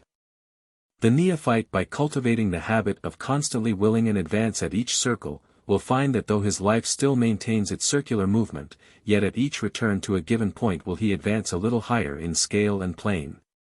Just as a traveler ascending a mountain must needs go round and round it, each time a little nearer the peak, so will the traveler along the path of attainment find that at each circling the old paths will be below him. The study of the succeeding chapters of this book will give the neophyte additional instruction and suggestions in the direction of the use of the visualizing power of the mind to bring about desired conditions. Visualization may be employed in this matter of converting the circle into the spiral, as well as in the minor matters of life. The distinguishing mark of the advanced occultist, or individual who has found the real self, is poise or balance. This is always a mark of power, just as its opposite is always a mark of weakness. As the aphorism says, poise is power. Poise results from balance. Balance is secured by adjusting and maintaining the center between the pairs of opposites. By balanced poise the master neutralizes polarity and rhythm, by resolving them into unity. In the heart of the storm is peace. In the center of life there is poise and power. Seek it ever, O neophyte, for in it thou shalt find thyself. The old occult masters were wont to illustrate the balanced life of the advanced ego by the figure of the acrobat walking the tightrope, a feat which has descended to us from antiquity. They would picture the initiate traversing the razor-edge wire of life, balancing himself by the balancing pole of the opposites. Now shifting the weight on one side, and now on the other, he is able to walk the path in safety. Having the confidence of the awakened ego, he trusts to his own power and the use of the balancing pole. The untrained person attempting the feat would be home over by the pull of one emotion or feeling, or another, and would be dashed to ruin. But the balanced ego walks in confidence and safety, because of his mastery of the art of balance. Pitting one emotion against another, he neutralizes the one which threatens to pull him down. By mental alchemy or transmutation, he is able to transmit a dangerous pull into a part of his balancing process. His axiom is, action and reaction are equal, and this principle he applies in all the emergencies and crises of life. He always manages to have a push or a pull to counteract a push or a pull in a different direction, and thus balance and poise is maintained. Balance and poise may be attained by entering into a realization of the real nature of the ego, that the ego is based and focalized in will, that the ego can, and should, always act from the plane and position of will rather than from the plane and position of emotion and feeling.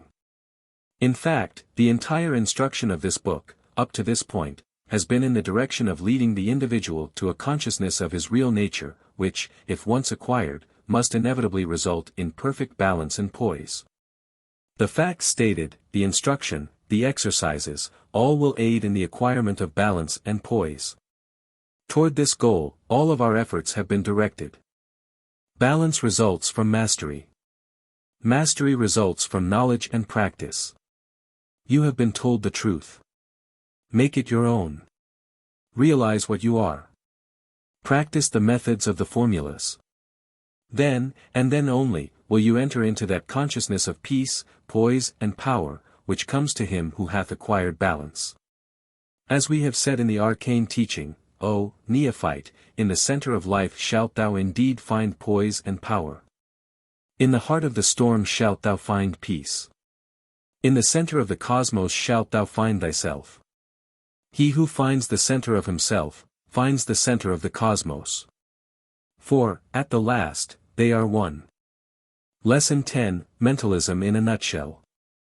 In the Arcane Teaching we have shown that the fundamental principle of mentalism, in all of its forms, is the fact that the cosmos itself is one universal mind, and that the manifested cosmos may be likened to a great universal brain, in which the forms of things and life are but as thought forms in the human brain. There is mind in everything, and everything is in mind. Consequently, just as thoughts become things in the cosmic brain, so is it possible for a strongly concentrated and focalized mind, will, to materialize into objective form things and conditions on the material plane. Just as the cosmic will manifests the cosmic activities and forms, so may the individual will materialize activities and forms on its own plane. There is but one difference between the cosmic will and the individual will, the difference in degree. All will, from the cosmic will to the feeblest individual will, is identical in nature, although widely differing in degrees of power. In fact, the individual wills are but focalized centers in the great cosmic will, varying greatly in power and manifestation. This being so, it follows that the same laws and principles are applicable in all manifestations of will, from the highest to the lowest. In the Arcane Teaching we have described the principles and laws underlying the manifestation of mentalism, and there is no occasion for entering into this phase of the subject in this little book. Instead, we shall proceed at once to give you the formulas for the actual demonstration and manifestation of these principles. We refer you to the Arcane Teaching for the explanation and the theory. In this chapter we shall give you Mentalism in a Nutshell, condensing into its limited space the essence and substance of what could be expanded into several books. Formula for Positivity. In the laws of mentalism there is a fundamental principle that the positive always dominates the negative is always subordinate to the positive. Everything has its keynote of positivity. And that keynote depends upon the degree of will consciousness. When one becomes well polarized in will consciousness, he is intensely positive to those around him, not only to persons but also to environment and conditions. This positivity is, of course, dependent upon the degree of will manifested by the individual. Remember, we say the degree of will, not the amount or quantity of will. The average person, when he thinks of will power, is apt to think of a large amount of quantity of will which must be manifested by the individual in order to produce its effect. This is erroneous. There can be no such thing as quantity or amount of will. This is a fact known to all advanced occultists. Will is not a material substance occupying space in the way that matter or force occupies space. It cannot be measured by spatial dimensions. One cannot think of a yard or pound of will. Nor can he conceive of will being measured by the units used in the measurement of electricity or other forms of force. There is a standard of measurement of will, but not a measurement of quantity or amount. It is altogether a matter of degree. The degree of will manifested by the individual depends upon his degree of focalization or polarity in the cosmic will itself. The greater the realization of one's relation to the cosmic will, the greater is his capacity for manifesting will power. Consequently, all efforts toward developing positivity in will power must be based upon the fundamental realization. The formulas given in the earlier chapters of this book will give to the neophyte the key to the secret of mentalism. The arcane formula for the manifestation of will power consists simply in the development of the realization of egohood, of the fact that the individual is a focalized center of force and will in the great cosmic will. The higher the degree of this realization, the higher degree of positivity will the individual possess.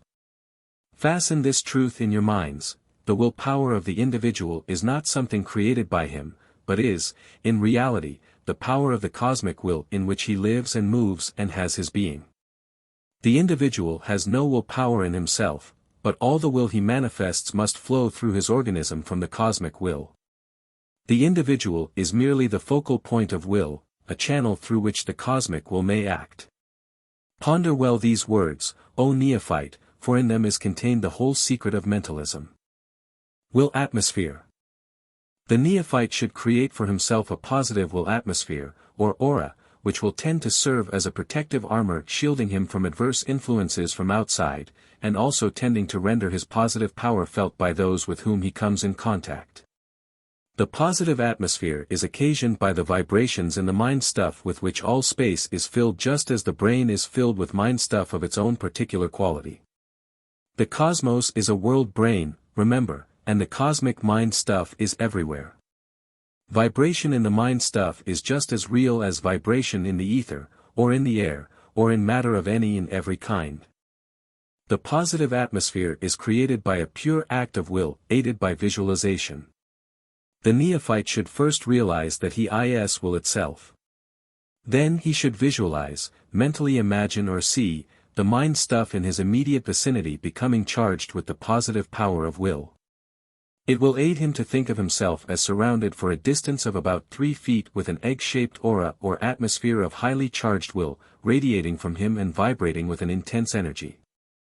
As a matter of occult truth, this phenomena is really existent, although the ordinary senses cannot perceive the vibrations or aura. Treat yourself every day, or oftener, with the intent to increase the degree of your positive atmosphere. The more clearly you can visualize, or imagine, the existence of this aura or atmosphere, the greater will be your degree of positive personal atmosphere. The neophyte must not allow himself to be deceived in regarding the imagination as an unreal, fanciful thing. It is a mental activity of wonderful occult power. The neophyte will soon discover that he has acquired a new positive personal atmosphere, and that those with whom he comes in contact will feel a something peculiar about him, and will tend to become negative to him, unless they, too, understand the principles involved. As time passes, and practice renders him more perfect, the neophyte will move about among ordinary people just as a highly charged magnet or electric wire. It is difficult to describe this, but those who will practice to acquire it will soon become conscious of their newly found strength. In order to focalize more fully, the neophyte may hold in his mind the mental image, or statement of, I am a center of positive will. Personal positivity. The neophyte may occasionally find that he is in the presence of persons more positive than himself, owing to their past training or experience. In such cases he should at once determine that they shall not overlap him, the occult term used in such cases. He should determine at least to meet the positive persons edge to edge, if not indeed to overlap them. This is accomplished by at once denying the positivity of the other person, silently and mentally, of course, by the assertion, I deny your positivity over me. At the same time the neophyte should focalize on his own will consciousness, seeing himself as a focal center of will, and having the cosmic will back of him. He will soon find that he will rise in the scale of positivity, and the other will sink a degree below him. If he finds himself oppressed by a sense of negativity while mingling with a crowd, he should assert his egohood in the same way. The greater the realization of oneself as a focal center of will, the greater the degree of personal positive atmosphere will be manifested. Visualization. In this chapter we shall speak of visualization, in a number of places. Visualization is the creative process employed by occultists desiring to manifest mental images on the mental and material planes. Visualization consists in forming and holding a mental image of things and conditions as you wish them to be in actuality. The mental image tends to create for itself a material and objective form and existence. It is the mental pattern around which the material conditions tend to group themselves. It is, in fact, the seed form of the thing itself. The prime factor in visualization is to endeavor to create as clear as possible a mental image of the thing or condition desired, as if it were actually existent at that moment. These 3 rules of visualization should be observed. 1. See yourself as you wish to be. 2. See others as you wish them to be. 3. See conditions as you wish them to be. Around these visualized ideals, do the material realities form and crystallize. Statements. All occultists have recognized the value of statements, or affirmations, as some call them. These occult statements are positive assertions of the existence of the conditions which you wish to bring about. They tend to aid the visualization to a great degree, and besides have a power of their own. There is an occult power in the spoken word which is not necessary to explain here. The assertion that the power exists is sufficient for the particular purpose before us. Always use statements as in the present tense. Do not say to yourself, such and such a thing will be by and by, but boldly assert, such and such a thing is existent and in actual being, now, this moment. There is also a good occult reason behind this, which it is not necessary to discuss in detail. The power of the positive occult statement must be experienced in order to be appreciated. Make your statements earnestly and positively, avoid all half-hearted statements, for they result in half-hearted results. In making your statements, do not use a tone of entreaty, or of asking a favor, speak in a tone of command. Of course, these statements should not be made aloud to other people. They have the best effect and made in a state of meditation and concentration. Use them in connection with visualization, and you will find that they will tend to energize and vitalize your mental images. Denials. Occult denials are a form of occult statements. They have a most positive effect when rightly used.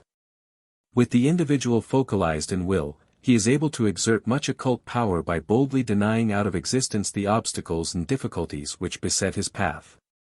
It is marvelous, at times, to see how the obstructing things evince a tendency to disintegrate and disappear from one's mental world, which is followed later by a response of like kind and degree in the material world. Do not be afraid to say, I deny this or that obstacle. It has no power over me. I deny it out of my world. For me it does not exist. Make your denials as positive as your statements. Command, not beg or entreat. Mental alchemy. Mental alchemy or mental transmutation bears a striking analogy to material alchemy or transmutation, in the sense that in both there is a marked change in form and nature of the substances or things operated upon. Conditions and things, like material objects, may be transformed and transmuted at the will of the alchemist. Mentalism, in its most striking forms, is mental alchemy. In the crucible of the cosmic mind or brain things may be, and are transmuted and changed in their outward form and character. Nothing in the cosmos can be destroyed, but everything is capable of change. Remember, first and always, that mental alchemy means change. You do not destroy things, you merely change them. Mental vibration. In all forms of mentalism there is in evidence the phenomena of mental vibration. Vibration is not confined to the gross material substance of the universe, but is equally in evidence in the mind stuff with which all space is filled. Mind stuff is the elementary material of which the great cosmic world brain is composed. When one thinks, feels, or wills, there is manifest vibration just as truly as in the vibration of the atom or the tuning fork. Each kind of thought, feeling or emotion has its own rate of vibration, or keynote. When a certain rate of mental vibration is manifested it tends to reproduce similar vibrations, and consequent similar mental states in the minds of those coming within its field of induction. Just as a tuning fork will cause similar vibrations in the objects in the room, so will a mind sending forth vibrations tend to reproduce those vibrations in other minds in its vicinity, or under certain circumstances, at long distances. This being so, it follows that if an individual will carry, in his mind a positive, persistent idea, backed up with an application of his will, he will be able to impress that idea upon others, with more or less effect. He will be aided in this by the practice of statements and by visualization, for both of these practices tend to send forth mental vibrations of a high degree of strength and power. Thought waves and currents. There are waves and currents in the great ocean of mind stuff, just as there are waves and currents in the ocean or in the air. Thoughts, feelings and emotion manifested by an individual will tend to create waves or currents in the mind stuff, which will flow out in all directions, influencing and affecting others in their field of force, particularly if those others happen to maintain a degree of mental vibration corresponding to that of the traveling wave or current. Everyone sends forth these thought waves or currents, usually unconsciously and without direct intention, and consequently with comparatively slight effect. Those who understand the laws of mentalism are able to consciously direct, concentrate and focus the will upon those whom they wish to influence, and consequently their thought waves and currents travel direct to their mark, and create a much greater effect. Thought forms. Thought forms are concentrated thought waves or thought bodies usually projected from the mind by concentrated thought and will, and which, when coming in contact with others, have almost as great an effect upon them as if the sender were present in person exerting his will and mind upon the person or persons. Occultists who have acquired concentration and focalization are often able to send forth thought forms of so high a degree of power and strength that they produce upon others the mental impression that the sender, himself, is actually present in person, so strong is the impression created. In some of the methods which we shall now describe, the production of these thought forms will be described. Practical methods. We have said but a few words in describing the above-mentioned various phases of mentalism. We have not thought it necessary to go into detail regarding the theory of the phenomena. Those who read this book will have read elsewhere much of theoretical detail, and besides will have grasped the fundamental and underlying principles of mentalism from what we have said in the Arcane Teaching. We think it preferable to pass on directly to the practical methods contained in the formulas, rather than to dwell upon the theoretical side of the subject. In connection with the methods herein described, we would say that while anyone may obtain some degree of success by practicing them, still in order to obtain any marked degree of success it is necessary for one to have first developed the will consciousness, or some degree of egohood. The will being the motive power back of all forms of mentalism and mental alchemy, it follows that he who is able to focalize and polarize his ego and will itself will be able to bring to bear the very highest degree of power in the phenomena of mentalism. Therefore, we have devoted the greater part of this book to pointing out the methods whereby one may develop the will consciousness and egohood within him. For when this one thing is attained, the rest is but a matter of detail. Let us now proceed to a consideration of the practical methods. We shall condense these in as few words as possible. The student must read carefully every word so that he will enter into a full understanding of the subject and methods. Concentration. The neophyte must develop and cultivate the art of concentration. Concentration means bringing to a center, and mental concentration is really a focusing of the will by means of attention. Concentration may be developed by practice. Learn to shut out distracting thoughts and ideas for a few moments, holding the mind one-pointed upon the thing or idea before you. Then, after an interval, concentrate upon something else. After you have subdued the wandering tendency of the mind, gradually, you will find that you have acquired a new power of mind which will enable you to direct and apply a focalized mental power upon whatever idea or thing to which you may direct it. We could fill page after page with detailed exercises in concentration, but after reading them you would find that the essence of the whole thing consists in fixing the attention upon anything, and being able to hold it there. This is attained only by practice. And the practice may be had by fixing and holding the attention upon anything, for a few moments at a time, until you grow more and more proficient by practice. Remember, concentration does not mean staring at a thing, it consists of fixing and holding the mind, not the eyes. Begin practicing, and you will soon acquire the knack. It is altogether a matter of the use of the attention, by means of the will. All the rest is mere detail and trimmings. It will do you far more good to invent methods for yourself, than to blindly follow some set lesson mapped out by others. Use your own minds, and you will gain thereby. Mental imaging. The secret of mental alchemy may be stated as consisting first, last and always, of the art of mental imaging, reinforced by the will. Take up your lead pencil and mark the above statement, so that you will see it easily when turning over these pages. While to the beginner the subject of mentalism may seem a very complicated one, the advanced occultist knows it to be the extreme of simplicity.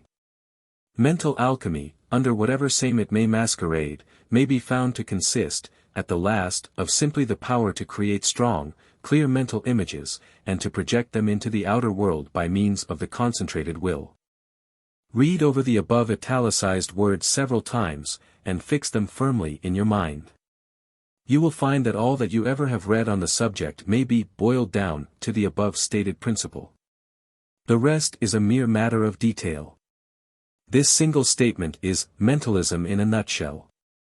Whether in the matter of the effect of mentalism upon persons with whom you are in direct personal contact, or else in the case of persons or bodies of people remote from you in distance, or in the case of the changing of material environment and circumstances, the principle is ever the same, i.e., the projection of your mental image into objectivity, and the materializing of that picture by the operation of the law of attraction. The ancient teachers used, as a material object lesson to their pupils, a simple contrivance which we now know in a perfected form as the magic lantern, either in its simple form, or else in the moving picture apparatus.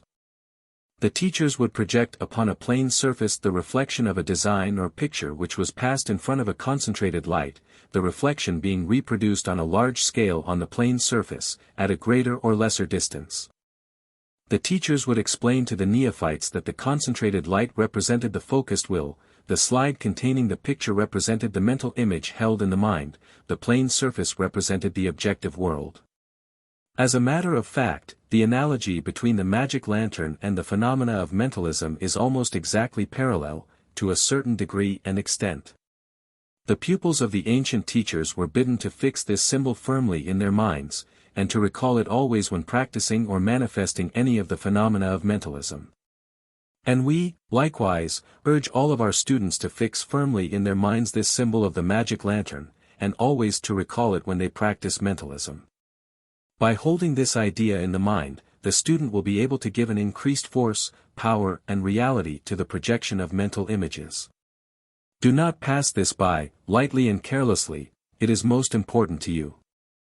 If this book contained merely this one bit of instruction, it would be well worth your while to study it. With this symbol still in mind, we see that the power and strength of the projection depends materially upon the strength and focused force of the light in the lantern. If the light be weak, or dim, or flickering, the reflection will be likewise. And, if the rays of the light be not focused and concentrated properly, the force and power of the light will not be properly directed and applied. Therefore, in mentalism, you must rest as fully in the will consciousness as possible, and also must hold the will firmly concentrated upon the task before you. Likewise, if the slide containing the picture, the mental image, be poorly and faintly drawn, the reflection will also be faulty. In fact, the fault will be more apparent, for it will be magnified according to the distance it is projected. Therefore, cultivate the art of mental imaging, and endeavor to train your imagination to see clearly that which you wish to project into the objective world for the purpose of materialization.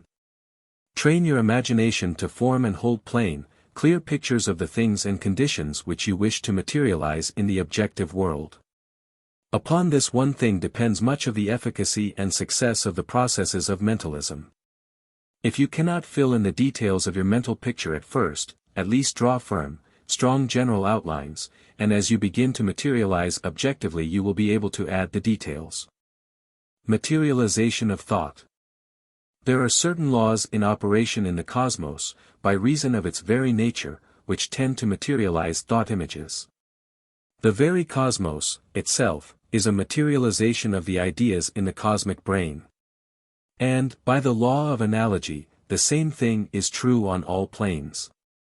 From one, know all, as above, so below, these are the axioms. There is a force in operation which has been called the law of attraction, by which like attracts like, on all planes. And on the mental plane, the likes are materialized into corresponding likes on the material plane. Everything that is, first existed as an idea or mental picture either in the cosmic brain, or in the brain of some living creature as well. There is always a mental plan behind and in every material form, shape or condition. The student should know this fact from a study of the Arcane Teaching, and by submitting the idea to the test of experience and reason. And, when this principle is clearly understood, the process of thought materialization through mentalism becomes quite plain and understandable. When the truth of thought materialization becomes fully understood, the student learns to avoid making mental images of the things which he does not wish to materialize, on the one hand, and to make mental images of the things which he does wish to materialize, on the other hand. When he realizes that mental things tend to materialize objectively, he has grasped a fundamental and important occult truth, and he governs himself accordingly. We urge every student to fix this idea firmly in his mind, for until he realizes that mental images and the materialization thereof are but stages of the one process, he has not grasped the working principle of mentalism. When this fact is grasped, then the rest is merely a matter of practice, development and application. Aids to mental imaging.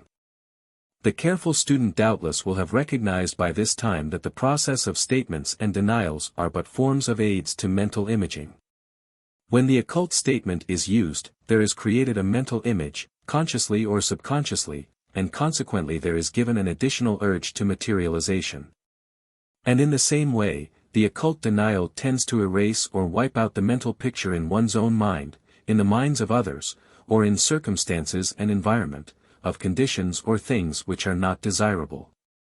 We have stated that in addition to the above effect there are peculiar virtues and properties in the spoken word, of which we shall not speak further in this work, as it belongs to another phase of the general subject. Do not undervalue the occult statement and the occult denial, they are powerful factors in mentalism, in the direction of strengthening and vitalizing the mental images. General application. The average student reading this book will doubtless expect that we will now enter into a detailed description of the various forms of the application of mentalism, in the form of mental imaging and thought materialization. But we have no such intention. If this work were to be extended into several volumes for the sake of money-making and humoring the popular taste and demand, we might do so. It would be easy to fill several volumes with detailed description of various forms of application, but to what purpose?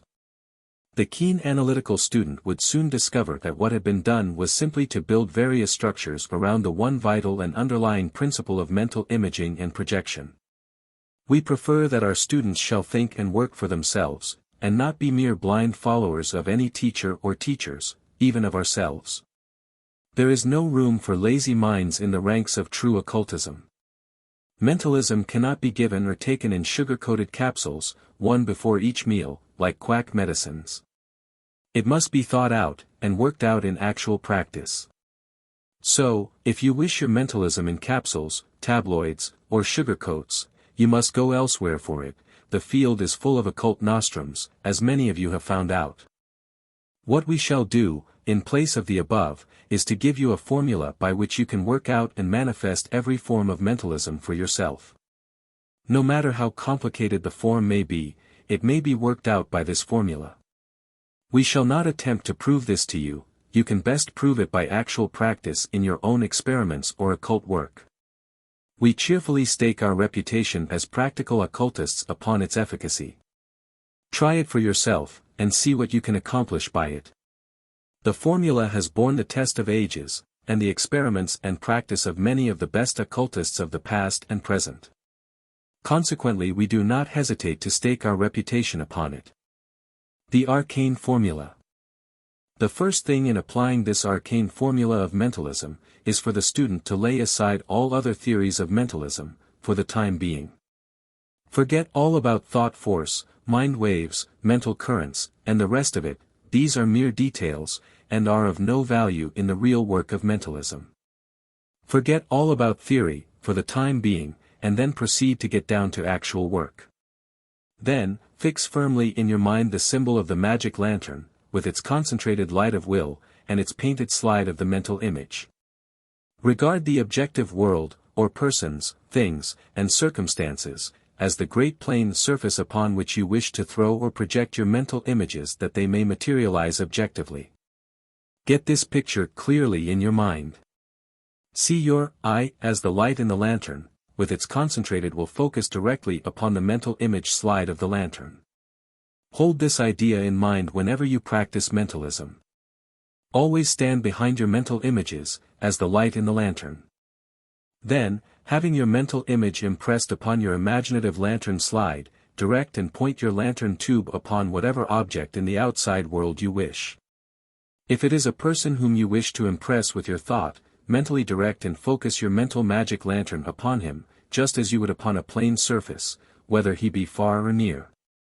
All treatments, as they are called in certain circles, are based upon this principle. The mental image is projected by means of the highly concentrated will. If a number of persons are to be impressed, they may be considered as present in a group, or else the lantern tube may be turned first upon one and then upon another, and so on.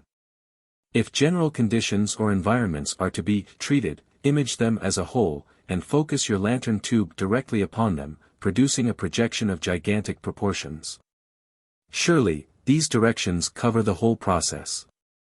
Read them over, again and again, until you grasp them thoroughly and fully. In the cases of persons whom you may wish to impress, you will find that better results may be obtained by either imaging them as seated or standing before you, in full short range of your mental magic lantern, or else, by imaging yourself as in the other person's presence, in his own place, turning your mental lantern full upon him. In the case of persons actually in your presence, proceed in the same way. Places, present or absent, may be treated in this way, in order to dispel undesirable conditions or vibrations. The vibrations of places may be entirely changed in this way. Conditions may be treated successfully by turning upon them a strong mental image of the changed conditions you wish to bring about. The entire category of the phenomena of mental transmutation or mental alchemy may be successfully undertaken by the use and application of this formula. You will find that this formula is applicable to all manner and kinds of condition. A little analysis of each and every case will show you that the formula is applicable to it. Let not the simplicity of this method cause you to discard it in favor of some more technical, complicated or metaphysical theoretical method. This method overrides all theories of the metaphysical schools. An analysis of the latter, divested of the surrounding theories, will show the underlying principle of this method in full operation in each and every one of them. Why not discard and tear off the encumbering theories and explanations, and avail yourself of the advantage of employing the essential method underlying all of the forms and theories? Truth, at the last, is always found to be simple. And, in the case of this formula, the very simplicity of the operation is a convincing proof of its truth, particularly when a little experiment and practice will prove its availability in all cases. Analyze all other forms of mental treatment, or mentalism, and see whether the principles of this formula are not involved in them, and form their very essence. The beauty of this formula is its simplicity and its capacity for universal application. It may be applied under 1,000 forms or disguises, but the principle remains unchanged. In conclusion, remember that mentalism in a nutshell is the idea conveyed by the symbol of the mental magic lantern, with concentrated will as the light, mental image as the pictured slide, the projected idea as the picture thrown on the screen, and the objective world, of persons, things and conditions as the plane surface on which the picture is thrown. Add to this the fact that mental images materialize in response to the law of attraction, and you have the entire story of mentalism. Reread your books on this subject, listen to the teachings of the cults and the schools. Then when you have finished with them, ask yourself calmly if the mental magic lantern does not give you the best symbol of the best methods of each and all of them, reduced to the ultimate analysis and divested of useless fringe, trimming, theory and detail. Then, practice mentalism along these lines. The rest is a matter of patience, practice and persistency. We have given you the first and the last word in the practice of mentalism. The end.